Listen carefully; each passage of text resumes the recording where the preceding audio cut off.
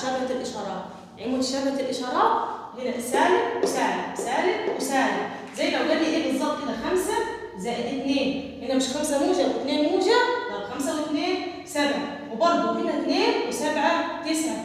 لاحظ زي مس في حاجة يا سيدي أقول لك يا سيدي السالب. يا سيدي القاعدة بتاعتي في الأعداد المتشابهة الإشارات نزل إشارة الكبير واجمع، نزل إشارة الكبير واجمع. متشابهة الإشارات نزل إشارة الكبير واجمع. هنا ما نزلتش، أنت بتكتب موجب بالذمة؟ لا. سالب 2 ناقص 7، نزل إشارة الكبير اللي هي 7 و2 و7 9. سالب 4 ناقص 3، مين الكبير؟ الأربعة. ما ببصش إن هو سالب، أنا ببص إن هو رقم، فاجمع. 4 نزل إشارته سالب، 4 و3 7. نزل السالب إشارتين متشابهتين واجمع. 5 و4 9. سالب وسالب برضه.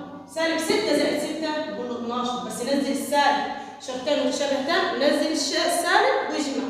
لا طب متشابهتين بس موجبتين، طبعا مش هتنزل.